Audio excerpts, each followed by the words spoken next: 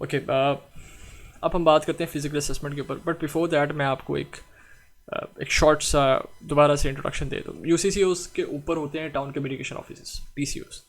टीसीओस की अभी salary I guess 1.5 lakh है, if I am not wrong obviously.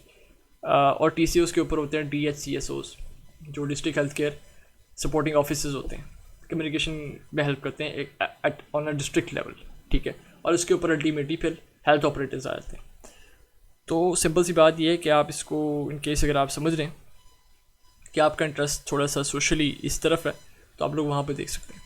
एक बात, दूसरी बात ये है कि अदर देन क्लिनिकल न्यूट्रिशन से आपने ये नहीं समझ लेना कि हम लोग क्लिनिकल न्यूट्रिशन को टच ही नहीं करेंगे। बट फॉर द फैक्ट कि डाइट प्लानिंग बहुत कॉमन है, फॉर द फैक्ट कि आपको हर जगह से मिल लेगी, फॉर द फैक्ट कि इसमें बहुत ज़्यादा सेचुरेशन है, बहुत क्लटर्ड है, बूट कैंप के ऊपर इसको बताना बनता नहीं। यानी फॉर एग्जांपल मैं इसको कैटर करूँगा in the future, but obviously आप भी एक्सपेक्ट कर रहे होगे कि हमें यार एक डिटेल वीडियो ही मिल जाए तो क्या इसमें बुरी बात है। लेकिन मैं आपको ये बता रहा हूँ कि आपको ये कहीं से भी मिल जाएगा, अब तो बहुत कॉमन हो चुका है, ठीक है। तो हम लोग उससे पहले एक अलग सॉर्ट ऑफ विजन की तरफ बढ़ते हैं। दैट्स वाई मैं आपको बताना चाह रहा था कि हम अदर देन क्लिनिकल न्यूट्रिशन क्यों देखेंगे। ऑब्वियसली क्लिनिकल न्यूट्रिशन ही देख रहे हैं, जब हम फिजिकल असेसमेंट देखेंगे आपने भी डाइट प्लान से पहले असेसमेंट करनी होती है, तो इसका हम क्लिनिकल न्यूट्रिशन का ये फेज़ नहीं पढ़ेंगे जो आप एक्सपेक्ट करते हैं कि यानी इन केस अगर आप डाइट प्लान देखना चाहते हैं, ठीक है। अच्छा, अब हम बात करें तो फिजिकल असेसमेंट के ऊपर मैं आपको एक ब्रीफ इंट्रोडक्शन देता हूँ इसका। और मेजर मकसद इस इंट्रोडक्शन का ये होगा कि आपको इंटरफेस से एक दफ़ा आगाही हो जाए कि आपको किस तरह का डाटा इस इंटरफेस के थ्रू मिलेगा, ठीक है। एक चीज़, दूसरी चीज़ ये मैंने आपको पहले भी बताया कि ये लो एफर्ट वीडियोज़ हैं। इसके अंदर मैंने पीडीएफ पे एफर्ट की है बस, और आई गेस वॉइस पे एफर्ट की है, दो चीज़ों पे। आपको इसमें फंकी और गिमिकी स्लाइड्स नहीं मिलेंगी, क्योंकि अगर मैं वो बनाने बैठ जाऊँ तो फिर एक प्रोसेस लंबा हो जाता है, वीडियोस डिलीवर नहीं हो सकती, फ्रीक्वेंट वीडियोस नहीं आ सकती, ठीक है। आई गेस आप लोगों को समझ आ गई होगी। आज हम बात करते हैं फिजिकल असेसमेंट की। Physical assessment by definition is a systematic and comprehensive evaluation of an individual's physical health status. Well, systematic evaluation किसे कहते हैं? सिस्टमैटिक इवैल्यूएशन मैं आपको ब्रीफली बताता हूँ क्या होता है। सिस्टमैटिक इवैल्यूएशन के अंदर हम लोग साइंटिफिक इंसाइट को यूज़ करके मिनिमम ह्यूमन एरर के साथ, मिनिमम ब्लेम गेम के साथ, minimum blame and Shem policy के साथ एक सर्टन डाटा की तरफ बढ़ते हैं, यानी एक सर्टन रिजल्ट निकालते हैं। इसको हम लोग सिस्टमैटिक इवैल्यूएशन कहते हैं, ठीक है। सिस्टमैटिक इवैल्यूएशन का मतलब ये है कि आपने ह्यूमन एरर को मिनिमम कर दिया और मिनिमम आपने ब्लेम गेम खेली और अल्टीमेटली आप एक सर्टन डाटा की तरफ आ गए। अब आसान लफ्ज़ों में क्या, फॉर एग्जांपल मैं आपको सिस्टमैटिक इवैल्यूएशन के अंदर बहुत कॉमन एग्जांपल है, हम ब्लड प्रेशर का जिक्र कर लेते हैं।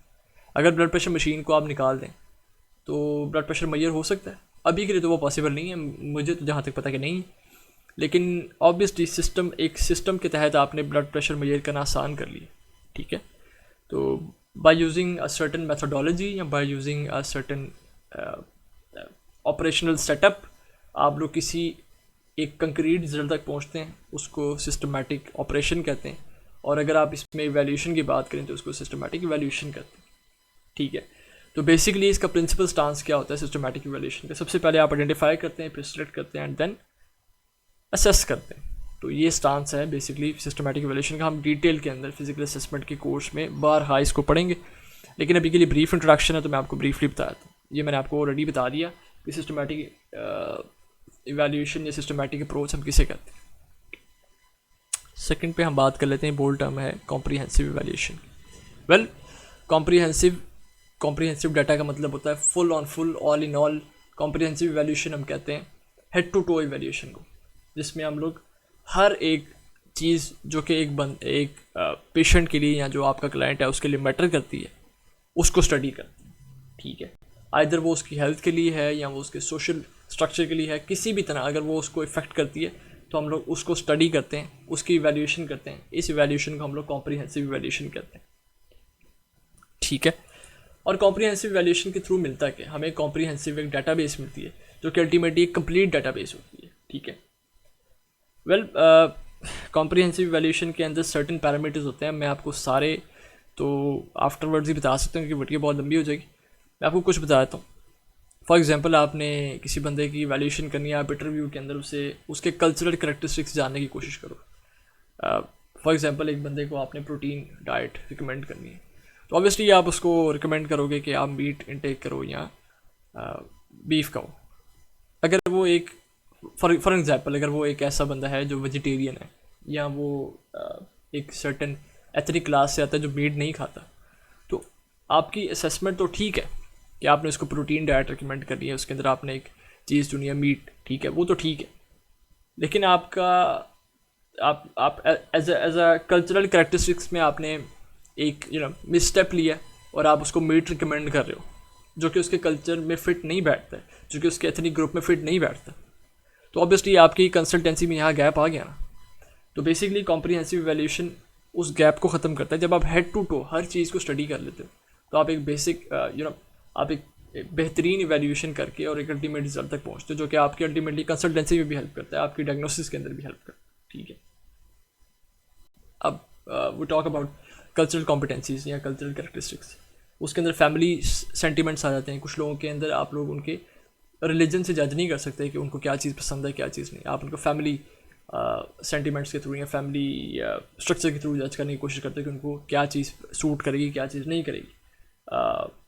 इसके अंदर कम्युनिकेशन नीड्स आ जाती हैं, ठीक है। कुछ लोग फॉर एग्जांपल अगर आप एक अभी हम पंजाब में हैं, तो आप किसी सिंधी आदमी से बात कर रहे हो, तो ऑब्वियसली उसको कुछ सर्टेन टर्म्स समझ आएंगी, कुछ नहीं आएंगी। तो आपको कम्युनिकेशन नीड्स क्या है, कम्युनिकेशन में आपने कौन से एट्रीब्यूट्स रख के उससे बात करनी।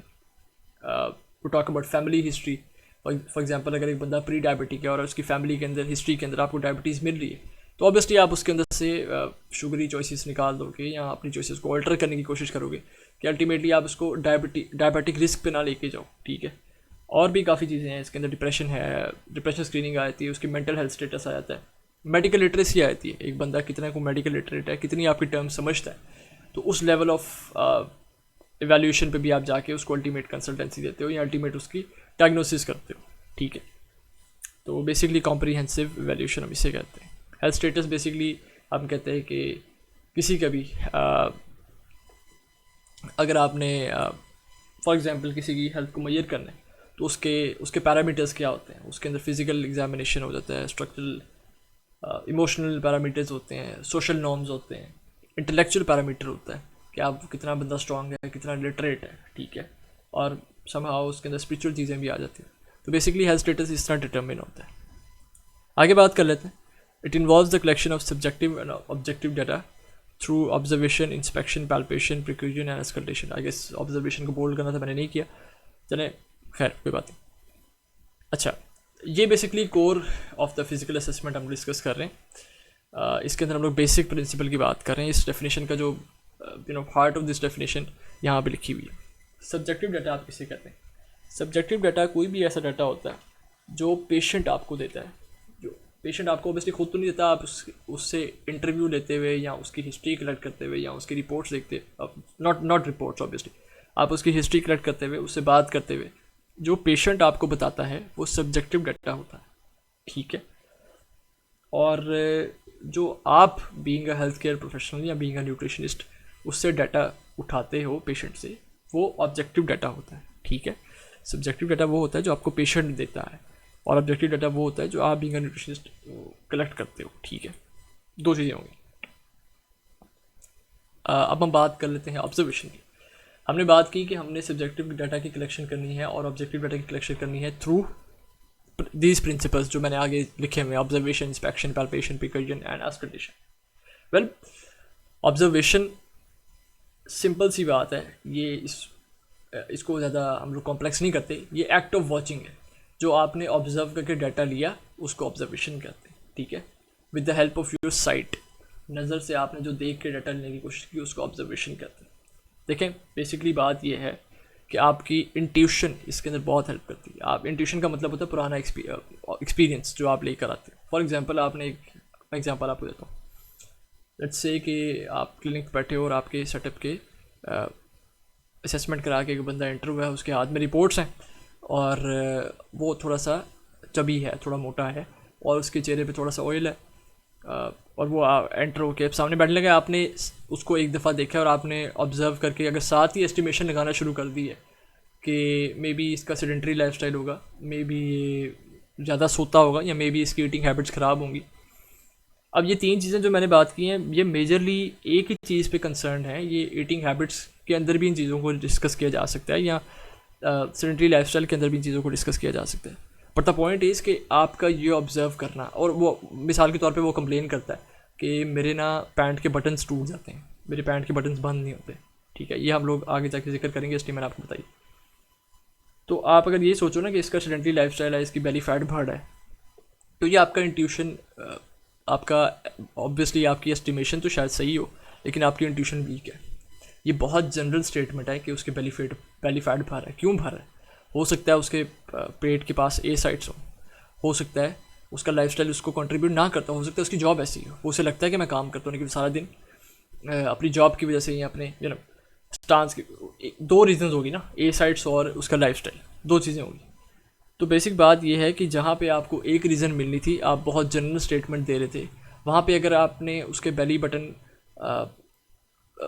के पास ऑब्जर्वेशन की हेल्प से आपने देखा, तो अगर आपको ए साइट्स दिखे जो कि कार्डियोवास्कुलर कॉम्प्लिकेशंस के अंदर आ जाते हैं, ए साइट्स होते हैं, गिल्टीज थोड़ी सी बननी शुरू होती है, तो आपको एक अच्छी एस्टिमेशन मिल सकती है कि यार ये एट रिस्क है कार्डियोवास्कुलर डिजीज़ के लिए, ठीक है। तो ये आपको बेसिक एक तो अच्छे नॉलेज की वजह से, और दूसरी प्रायर इंट्यूशन की वजह से मिलता है, जो आप एक्सपीरियंस करोगे अपने क्लिनिक्स के अंदर जाके या अपनी रोटेशंस के अंदर जाके, ये चीज़ें उससे पता लगती हैं। तो बेसिकली ऑब्जर्वेशन हम कहते हैं कि जब आप किसी भी इंसान को विद वॉच करके या एक्ट ऑफ वॉचिंग के थ्रू किसी भी इंसान को एक असेस करते हो, तो उसका हम ऑब्जर्वेशन करते हैं। अब इसके अंदर काफ़ी चीज़ें आ जाती हैं। अब नॉट ओनली कि आप इस पर बात करो कि वो चबी है तो आपने उसको लाइफ स्टाइल के, आप उसका पोस्टर देख सकते हो, मे बी उसका पोस्टर ख़राब हो, या उसका स्किन कलर में कोई मसला हो, या पिगमेंटेड स्किन हो, या जितनी भी आप पॉसिबिलिटीज़ हैं, आप उसको अगर ऑब्जर्वेशन के थ्रू ही देखने की कोशिश करो या विद एक्ट ऑफ साइट देखने की कोशिश करो, तो इसको हम ऑब्जर्वेशन कहते हैं। आई गेस कि आज के लिए काफ़ी हम लोग ऑब्जर्वेशन पर डिटेल में बात करेंगे। इंस्पेक्शन हम किसे कहते हैं? इंस्पेक्शन बेसिकली उसका प्रिंसिपल स्टांस होता है कि आपने किसी भी टिश्यू की सिमेट्री चेक करनी है, बॉडी की सिमेट्री चेक करनी है, तो आप मेथोडोलॉजिकल ऑपरेशन के थ्रू इंस्पेक्ट करते हो। इंस्पेक्ट का मतलब है एक पेशेंट का, फॉर एग्जांपल आपने उसकी स्किन चेक करनी है, स्किन के ऊपर अगर आपको स्केली नेचर ऑफ स्किन मिले या ड्राई मिले, या उसके ऊपर जो नेल बेड्स की साइड से आपको स्किन उतरती मिले, तो आप उसकी इंस्पेक्शन करते हो। मे बी आपको कोई इन्फ्लेमेशन नज़र आ जाए, कोई इन्फेक्शन दिख जाए, या मिनरल डेफिशिएंसी की वजह से आपकी स्किन उतरना शुरू होती है, या एक बंदा जो स्किन उतारता रहता है बार बार अपनी यूजली थंब से या इंडेक्स फिंगर से, तो वो जिंक की कमी की वजह से होती है, या मल्टीविटामिन्स की कमी की वजह से होती है। तो बेसिकली इंस्पेक्शन इन चीज़ों को कैटर करती है। फॉर एग्जांपल किसी बंदे का, आपको नॉर्मल नेल का अगर पता है, तो आपको पता होगा कि वो स्केली नहीं होता। स्केली नेल एक डेफिशिएंसी का नाम, डेफिशिएंसी का साइन है, ठीक है। तो ये सारी चीज़ें आप इंस्पेक्शन में देखते हो, और हम डिटेल में पढ़ेंगे सारे सिम्टम्स और किस तरह किस चीज़ को जज करना। वेल, पैल्पेशन की बात कर लेते हैं। पैल्पेशन का मतलब होता है कि आप अपने हैंड को उसके पेशेंट की स्किन के अगेंस्ट रख के एक जजमेंट पास करो, एक उससे असेसमेंट देने की कोशिश करो, नॉट जजमेंट पास करो भाई, असेसमेंट हो स्किन के अगेंस्ट रख के। और पैल्पेशन के भी समहाउ इंस्पेक्शन के साथ कॉमन मिलते जुलते फंक्शन हैं, लेकिन palpation majorly size of the tissue पे बात करता है, या पैल्पेशन मेजरली आप लिवर पे या स्प्लीन पे या किडनी के ऊपर पेशेंट की मसल किडनी का इन्फ्लेमेशन देखने के लिए, या समहाउ पेशेंट की मसल टोन को आइडेंटिफाई करने के लिए पैल्पेशन का इस्तेमाल करते हो। और मेजर इसकी सारी चीज़ें होती हैं। मैं आपको बहुत जनरल सी एग्जांपल देता हूँ। आप पल्स आइडेंटिफाई करने के लिए पैल्पेशन का इस्तेमाल करते हो। आप जब इंडेक्स फिंगर और उसके साथ वाली फिंगर जब आप पल्स पे रखते हो, तो आप जज कर लेते हो कि इसकी पल्स चल रही है या नहीं, या तेज़ है या स्लो है। तो ये बेसिकली पैल्पेशन में आता है, ठीक है। आई गेस कि इतना ही काफ़ी है इसके लिए, और प्रिकॉशन की तरफ चलते हैं। ओके, प्रिकॉशन का बेसिक प्रिंसिपल स्टांस होता है टैपिंग का। मैं आपको एग्जांपल देता हूँ, बहुत कॉमन एग्जांपल है। कुछ लोगों का अपेंडिक्स का प्रॉब्लम होता है, तो जो आपका हेल्थ केयर प्रोफेशनल होता है या डॉक्टर होता है, वो बेसिकली टैप करके पता करता है कि इसको पेन किस तरफ हो रही है, कितनी हो रही है, ठीक है। जिनको जज करना होता है कि इसको अपेंडिक्स की प्रॉब्लम है भी कि नहीं। चलिए ये तो बहुत मे बी आपने ना सुनी। दूसरी एग्जांपल ले लें, आपने स्किन के नीचे अगर पता करना है कि वाटर एक्यूमुलेशन तो नहीं होगी, फ्लूइड एक्यूमुलेशन तो नहीं हुई स्किन के नीचे, तो आप टैप करके पता करते हो कि सर्टेन वॉइस से आप जज कर सकते हो कि उस स्किन के अंदर वाटर एक्यूमुलेट तो नहीं हुआ, बस स्प्लीन वाली साइड पे वाटर तो नहीं रुका हुआ। तो इस फिनोमेना को हम लोग पैल्पेशन कहते हैं। इससे भी आप अल्टीमेटली एनाटॉमी एंड फिजियोलॉजी पे एक सर्टेन असेसमेंट ले सकते हो, ठीक है। हम डिस्कस करेंगे किस तरह करते हैं और क्या प्रिंसिपल्स डाल सकते हैं उसके इन डिटेल। एस्कल्टेशन की बात कर लेते हैं। एस्कल्टेशन इज़ एक्चुअली इसका प्रिंसिपल स्टांस है लिस्टिंग। आपने अक्सर डॉक्टर्स को देखा होगा जो स्टेथ के साथ लिसन करते हैं, सुनते हैं और कुछ ना कुछ जजमेंट अपने अकॉर्डिंगली उस जज करके अपने असेसमेंट के अकॉर्डिंगली आपको दवाई दे देते हैं या जो भी आपकी रिपोर्ट होती है उसके ऊपर कुछ एडिशन कर देते हैं। तो एस्कल्टेशन बेसिकली लिसनिंग को कहते हैं। हम किस चीज़ को सुनते हैं, फॉर एग्जांपल हम बात कर लेते हैं लंग्स की या हार्ट की। हार्ट के अंदर अगर आपको मरमरी साउंड आए तो वो ऑब्वियसली एक एबनॉर्मल साउंड है, हार्ट के रिदम के अंदर प्रॉब्लम होता है। फॉर एग्जांपल अगर आपको लंग्स के अंदर गरगरे की आवाज़ आए, आपको विसल लाइक साउंड है, विसल लाइक साउंड बहुत कॉमन है अस्थमा के अंदर आती, गरगरे की आवाज़ आए तो आपको एक सर्टेन आप इंस्पेक्ट कर लेते हो कि यार यहाँ पे इसको प्रॉब्लम हो सकती है, मे बी अस्थमा हो सकता है, मे बी उसके एल्वोलाई, इसको कोई एलर्जेंस हैं जो करीब हैं जिसकी वजह से उसके एल्वोलाई श्रिंक हो गए हैं या म्यूकस प्रोडक्शन ज़्यादा हो रही है, तो कुछ भी असेसमेंट हो सकती है वो आप एस्कल्टेशन के थ्रू करते हैं।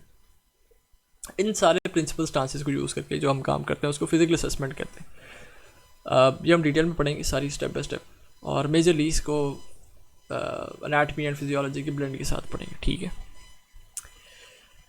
बेसिकली इसकी डेफिनेशन में और कुछ है नहीं, हम यहाँ पे बात कर लेते हैं। Assessment includes an evaluation of individual's vital signs such as heart rate, blood pressure, temperature, respiratory rate, oxygen saturation, as well as assessment of individual body system including musculoskeletal, cardiovascular, respiratory, gastrointestinal, neurological and genitourinary system.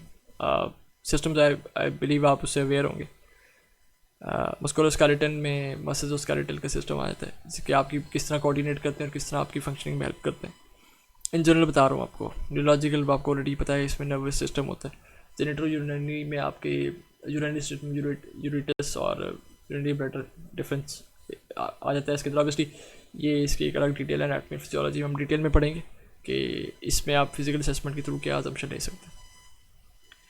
ये इसके context है, assessment of the whole person. इसके अंदर काफ़ी सारे topics हैं, हम लोग इसके अंदर स्टडी करेंगे। Approach to clinical science, settings and physical examination और इंटीग्रेशन। इंटीग्रेशन में हम बेसिकली इनका ब्लेंड पढ़ेंगे कि इन तीनों की हेल्प से आप इन तीनों को किस तरह आप इकट्ठे यूज़ कर सकते हो, ठीक है। अगला टॉपिक है जी human anatomy and physiology. Anatomy में आपको बता चुका हूँ। एनाटॉमी इज स्ट्रक्चरल स्टडी, अगर आप ह्यूमन बॉडी की करें तो उसको एनाटॉमी कहते हैं। आइदर वो मसल्स की हो या बोन्स की हो या उसकी प्लेसमेंट हो, ऑर्गन्स की प्लेसमेंट हो, ऑर्गन्स की शेप हो, जो भी चीज़ें हैं बॉडी की ऑर्गेनाइजेशन से रेलिवेंट, उसको हम लोग एनाटॉमी, उसकी स्टडी को एनाटॉमी कहते हैं। And physiology study in reference to their function. इसमें हम लोग बेसिकली हमने ह्यूमन एनाटॉमी एंड फिजियोलॉजी पढ़नी है तो ह्यूमन के बॉडी पार्ट्स के क्या फंक्शन है और किस तरह कंट्रीब्यूट करते हैं आपकी एक सस्टेनेबल लिविंग के अंदर, तो हम लोग उसके अंदर ये स्टडी करेंगे। वेल, इसके कंटेंट्स मैंने बाय फंक्शन डिफाइन किए हैं।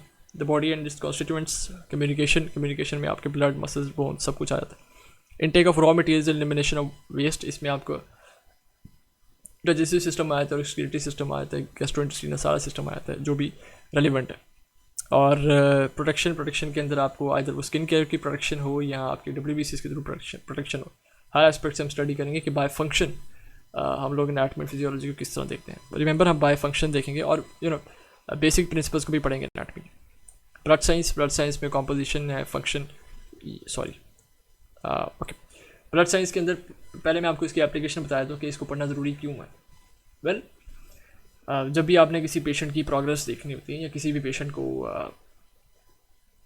आपने देखना होता है कि उसके अंदर क्या प्रोग्रेस हुई है, तो इसकी काफ़ी लोग बेसिकली ब्लड साइंस का सहारा लेते हैं। अगर आपको ब्लड साइंस का पता है और आपको स्पेसिफिक टर्मिनोलॉजीज का आइडिया है तो आप एक पेशेंट की अच्छी प्रोग्रेस को मॉनिटर कर सकते हो। By monitor I mean for example एक बंदा CBC करा के है या LFTs करा के है, अगर आपको उसके ऊपर टर्मिनोलॉजीज का डेफिनेट आइडिया है तो तो आप बता सकते हो कि ये नॉर्मल है या ये अब नॉर्मल है और किस न्यूट्रिएंट से आप उस बंदे की हेल्प कर सकते हो, ठीक है। तो यही इस डेफिनेशन के अंदर लिखा हुआ है, मैं पढ़ देता हूँ। Blood science is the study of composition, function, disorders of the blood and its components. It involves the investigation of different components of the blood, such as red blood cell, white blood cell, platelets, plasma, and hormones, and how they work together to maintain health. ठीक हो गया।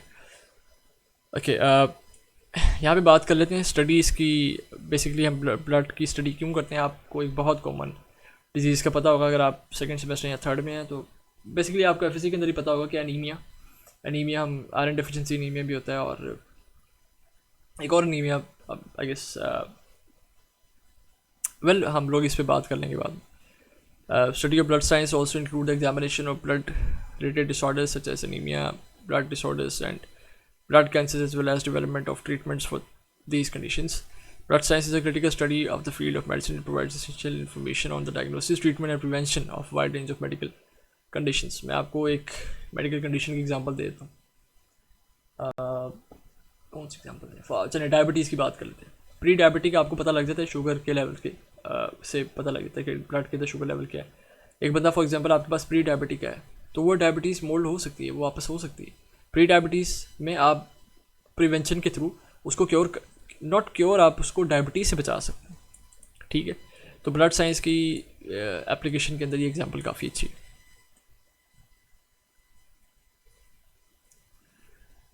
Sorry, iron deficiency anaemia and sickle cell anaemia, या medical nutrition therapy और how food works, ये भी बहुत important है। मैं आपको इसका इंट्रोडक्शन देता हूँ। मेडिकल न्यूट्रिशन थेरेपी किसे कहते हैं, मैं आपको सिंपल बात बताता हूँ। मेडिकल न्यूट्रिशन थेरेपी हम किसे कहते हैं। कोई भी डिजीज़ अगर आपने उसे प्रिवेंट करना है या आपने उसे क्योर करना है, अगर आपने उसे न्यूट्रिशन इंटरवेंशन इंटरसेप्शन के थ्रू क्योर करना है या प्रिवेंट कर रहे हैं, तो इस फिनोमेना को हम मेडिकल न्यूट्रिशन थेरेपी कहते हैं। डेफिनेशन पढ़ लेते हैं इसकी। Medical nutrition therapy includes assessment, nutrition diagnosis, intervention, monitoring and evaluation of established disease. इन सब मेडिकल न्यूट्रिशन थेरेपी है पावरफुल प्रिवेंटिव मेजर। मैंने आपको प्रिवेंटिव मेजर की ऑलरेडी एग्जांपल दी है। डायबिटीज़ के अंदर अगर आपको प्री डायबिटिक का नॉलेज हो गया कि आपको क्लाइंट को प्री डायबिटीज़ है, तो आप शुगर कंटेंट लिमिट करके लो ग्लाइसेमिक इंडेक्स फूड उनको दे के या इंसुलिन रिटेंशन वाले फूड रेफ़र करके, तो आप उनको डायबिटीज़ से बचा सकते हैं, राइट। तो बेसिकली सारी बात है। और हाँ, ये बात बहुत ज़रूरी है, इस पर हम मेजरली डिस्कस करेंगे। Nutrition gene expression pathway. Well, अभी जो मेडिकल न्यूट्रिशन थेरेपी जिस बेस प्रिंसिपल पे काम करती है वो यही है, ठीक है। और ये एक प्रोग्रेसिव स्टडी है, अभी बहुत ज़्यादा कंट्रीब्यूट करना है और कर भी चुकी है। तो हम लोग मेजर जो प्रिंसिपल स्टांस है ना वो यही है कि न्यूट्रिशन जीन एक्सप्रेशन के ऊपर काम करें, ठीक है। कंटेंट्स मैं आपको इसके दे दूंगा बहुत जल्दी। अभी मैंने क्योंकि बहुत ज़्यादा लंबे थे और वो PDF फाइल बहुत लंबी होती है और आपको बेकार ही लगती, इस वजह से मैंने ये विल बी अवेलेबल सून लिख दी। एंड होपफुली जब हम साथ के साथ इसको पढ़ेंगे तो मैं आपको कंटेंट देता रहूँगा, ठीक है। हाँ, ये इंपॉर्टेंट है। Why physical assessment, blood science, human nutrition, physiology, sorry मैंने दोबारा लिख दिया blood science and immunity, but before that I guess मैंने कुछ मिस कर दिया। How food works. वेल, देखें, इसका मैंने कंटेंट इसलिए नहीं लिखा क्योंकि मेजरली हम लोग इसको मेडिकल न्यूट्रिशन थेरेपी के अंदर ही कवर कर लेंगे या एनाटॉमी एंड फिजियोलॉजी में कवर कर लेंगे। मैं आपको with reference to the food ज़रूर पढ़ाऊँगा कि फूड आपकी किस तरह हेल्प करता है, और आप उसको किस तरह यूज़ कर सकते हो इफेक्टिवली। मैं आपको मिसाल देता हूँ, it's a very good one. Well, मिसाल के तौर पे आपने कोई पेशेंट डील कर रहे हैं, वो एक पेशेंट आपको कह रहा है कि फॉर एग्जांपल वो आपको कह रहा है कि मुझे बार बार भूख लगती है, ठीक है। और एक पेशेंट आपको कह रहा है कि मैं एक दफ़ा ही खा लेता तो मुझे कोई मसला नहीं होता, मैं दूसरे टाइम तक मेरा पेट भरा होता है, मुझे हंगर का इशू नहीं होता, एपिटाइट नहीं आती। तो ये इटसेल्फ उनका ये डाटा देना इटसेल्फ एक बहुत बड़ी बात है। यानी एक बंदे का मेटाबॉलिज्म तेज़ है और एक का स्लो है। एक बहुत जल्दी उसको प्रोसेस कर लेता है और एक स्लो करता है, ठीक है। तो मेजरली जिनका मेटाबॉलिज्म तेज़ होता है उनको वेट गेन करना मुश्किल होता है और जिनका स्लो होता है उनको वेट लूज़ करना मुश्किल होता है, ठीक है। तो आपने अब इसको किस तरह लेकर चलना है। जिनका मेटाबॉलिज्म तेज़ है आपने उनको इस तरह के फूड रेफर करने जो स्टमक के अंदर थोड़ा सा लेट तक सस्टेन करते हैं, थोड़ा लेट रहते हैं, ठीक है। उसके अंदर मेजरली फैटी फूड आते हैं, आप हेल्दी फैट उसको रेफ़र कर सकते हो। और एक क्लाइंट जो आपका जिसके मेटाबॉलिज्म बहुत तेज़ है, आपने उसको ऐसे फूड रेफ़र करना है जो उसकी हंगर का लेवल बढ़ाएं, ठीक है। मेजरली उसके अंदर आप स्टार्टर्स में जो आपको चीज़ें मिलती है वो रेफ़र कर सकते हैं, इधर वो सूप हो या सैलड हो या जो कुछ भी हो सकता है जो स्टार्टर के अंदर आपको यूजुअली नज़र आता है, ठीक है। तो बेसिकली हम इसको इस तरह स्टडी करते हैं। एक और अच्छी एग्जांपल आपको देता हूँ। कभी आपने सोचा है कि आपको खुशी के ऊपर हमेशा मीठा खाना क्यों पसंद है, ठीक है। तो ये ऑब्वियसली एक बिहेवियरल एस्पेक्ट है फूड का। तो हम लोग फूड की वर्किंग को इस तरह देखेंगे। मेजरली हम लोग उसके अंदर न्यूट्रिशन की बेसिस कवर करेंगे। कोई बंदे को फॉर एग्ज़ाम्पल अब तो मैं तो लाहौरी हूँ, लेकिन एक इंसान को एक लो स्पाइस फूड क्यों प्रेफर करता है ओवर द स्पाइसी वन, ठीक है। एक बंदे को पुलाव क्यों पसंद है, बिरयानी क्यों नहीं पसंद, ओवर बिरयानी ऑब्वियसली। तो आप इस इससे आप अंदाज़ा लगा सकते हैं कि एक बंदे की क्या प्रेफरेंस हो सकती है और आपने इसको किस तरह डील करना है, ठीक है। उसका टेस्ट बड किधर है। तो इसमें हम क्वेश्चनर भी डिस्कस करेंगे, लेकिन हम प्रैक्टिकली देखेंगे, नॉट प्रैक्टिकली ऑब्वियसली। हम लोग इसके अंदर एक एनिमेशन के थ्रू कोशिश करेंगे या एनिमेटेड कुछ इस तरह लगा के कोशिश करेंगे कि हम लोग देखेंगे फूड की वर्किंग कहाँ पे है और अल्टीमेटली फूड किस तरह कंट्रीब्यूट करे। जब आपको मैकेनिज्म पता होगा ना फूड का, तो आप जो भी पेशेंट को रेफ़र करोगे आपको पता होगा कि ये इफेक्ट करेगा उसे, ठीक है। काफ़ी फिनोमेना हम डिस्कस करेंगे, मैंने ऑलरेडी उनमें से काफ़ी बता दिए आपको, जिसके अंदर टेस्ट है, हंगर है, अरोमा ऑफ द फूड है, और ऑब्वियसली हम लोग इसके अंदर बेसिकली मैक्रो और माइक्रो न्यूट्रिएंट्स को भी डिस्कस करेंगे, लेकिन फूड के मैकेनिज्म पे ज़्यादा फोकस करेंगे with a blend obviously to the nutrition therapy. Okay, आगे सॉरी मैंने इस पर थोड़ी ज़्यादा बहस करी, लेकिन आई गेस अच्छा, why physical assessment, blood science, human anatomy, physiology and MNT. अब आपको ये पढ़ना ज़रूरी क्यों है, मेजर बात ये एप्लीकेशन इसकी है। वेल, अगर आपने एक्यूरेट डायग्नोसिस करनी है किसी डिजीज़ की, तो आपको इन सारी चीज़ों का नॉलेज होना बहुत ज़रूरी है। एंड बाय डायग्नोसिस मीन कि अगर आपने असेसमेंट बेहतर की है तो आप अच्छी डायग्नोसिस तक पहुंच सकते हो, ठीक है। आपको पता होना चाहिए कि कौन सी प्रायोरिटी प्रॉब्लम को पहले सॉल्व करना है। मेडिकल के अंदर होती हैं, फर्स्ट प्रायोरिटी होती है, सेकंड प्रायोरिटी होती है, कोलैबोरेटिव प्रायोरिटी होती है। फर्स्ट में आप डिस्कस करते हो जिसके अंदर आपको थ्रेट ऑफ किसी इंसान की जान ना चली जाए, बेसिकली उसमें ब्रीदिंग प्रॉब्लम्स होती हैं, वो आपको फ़ौरन उसको सॉल्व करना होता है। सेकंड प्रायोरिटी में लाइफ थ्रेट की डिजीज़ होती है, लेकिन अभी आपको पता होता है कि इसका टाइम है या अभी आप उसको क्योर कर सकते हो या कुछ एफर्ट हो सकती है, तो सेकंड प्रायोरिटी आप उसको डिस्कस करते हो। कोलैबोरेटिव के अंदर जिसमें अक्सर डिजीज़ इन कोलैबोरेशन फॉर्म में काम कर रही थी, आपने उसको कोलैबोरेटिव प्रॉपर्टीज़ प्रायोरिटीज़ करते हैं। वेल, सेकंड पार्ट में हम डिस्कस करेंगे development and effective treatment plans के ऊपर। ETPs आप तभी बना सकते हो जब आपने बेसिक असेसमेंट ठीक की होती है, आपको ब्लड साइंस का नॉलेज होता है। आप उसकी प्रोग्रेस तभी देख सकते हो जब आपको एनाटॉमी एंड फिजियोलॉजी का नॉलेज होता है, फंक्शनिंग और स्ट्रक्चर का नॉलेज होता है, ठीक है। तो इफेक्टिव ट्रीटमेंट प्लान्स बनाने में आपको ये हेल्प करता है। अगर वो डाइट प्लान है या जो भी आपकी उसको सजेशन या कंसल्टेंसी है, तो उसको बेहतर और इफेक्टिव रखने के अंदर चीज़ें हेल्प करती हैं। सेकेंडली, आपको देखें मेडिकल लिटरेसी अगर एक पेशेंट को है तो आप उसको मेडिकल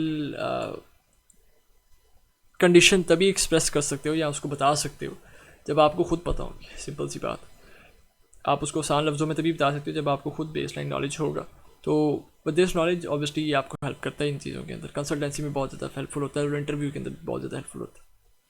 इसी communication by interview I mean के एम्प्लॉयर वाला इंटरव्यू नहीं, जो आपने पेशेंट का इंटरव्यू लेना है उसके अंदर। Easy communication with other health care professions, आप टर्मिनोलॉजीज़ के थ्रू जब डिस्कस करते हो तो आपको कम्युनिकेशन गैप बहुत हद तक ख़त्म हो जाता है। मॉनिटरिंग द पेशेंट्स प्रोग्रेस, मैंने आपको बताया ब्लड साइंस इसके अंदर किस तरह हेल्प करती है कि आपको पेशेंट की प्रोग्रेस CBC या LFTs पढ़ने में बहुत ज़्यादा आसानी होती है और आपको पता होता है कि आप कौन सा न्यूट्रेंट दोगे तो कौन सी चीज़ ने बूस्ट होना है। और ये आपको पता होता है मेडिकल न्यूट्रिशन थेरेपी के थ्रू कि आपने कौन सी न्यूट्रिशन के थ्रू कौन सी चीज़ को हिट करना है, ठीक है। And obviously last but not the least, better insight to certain medical conditions. For example cardiovascular disease है तो उसकी जब आप MND पढ़ोगे तो उसका मैकेनिज्म भी साथ पढ़ोगे तो आपको बहुत बेहतर इंसाइट होगी कि एक पेशेंट के साथ क्या चीज़ें हो रही है। एस्टैब्लिश डिजीज़ हम लोग पढ़ेंगे, मेजरली अभी रिसर्च पेपर्स को मैं हाथ नहीं लगाऊंगा, जो चीज़ें ऑलरेडी मेडिकल में नॉन है हम लोग उसको पढ़ेंगे। This is it, I guess academic phase का यही है।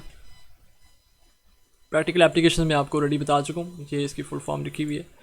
और मील ऑफिस, फूड हाइजीन ऑफिस एक ही बात है, यूजुअली ये हॉस्पिटल्स के अंदर होते हैं। Well, we will have a quick recap. Introduction के अंदर मैंने आपको बताया कि इंट्रोडक्शन बूट कैम्प का क्या है। एक प्लेटफॉर्म है जहाँ पे आपको सस्टेनेबल पैरेलल स्टडी मिल जाएगी relevant to the human nutrition, और बाकी अगर किसी को शौक है तो वो भी आ सकता है। इंटरफेस मैंने आपको बताया एसेंशली आप एक ज्वाइन कर लो व्हाट्सएप या फेसबुक में से। यूट्यूब आप लोग साथ रख लो, आपका अपना काम है, जब आपने देखना होगा तो आप देख सकते हो।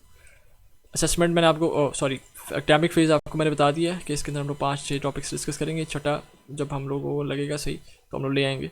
और प्रैक्टिकल एप्लीकेशंस भी मैंने आपको बता दिया है कि other than clinical nutrition discuss करेंगे। वाई? क्योंकि क्लिनिकल न्यूट्रिशन पे ऑलरेडी बहुत बात हो चुकी है एंड ऑब्वियसली हमें थोड़ा थम जाना चाहिए, दूसरी चीज़ें भी देख लेनी चाहिए कि आप लोग कहाँ पे फिट हो सकते हो। ठीक है, आई गेस आज के लिए इतना काफ़ी, मैं भी थक चुका हूँ और होपफुली ये आपको कंट्रीब्यूट करेगा, अल्टीमेटली आपकी हेल्प भी करेगा। अगर कोई क्वेश्चन है तो आप पूछ सकते हो। वीडियो थोड़ी लंबी हो गई है, आई गेस बंद कर देनी चाहिए अभी।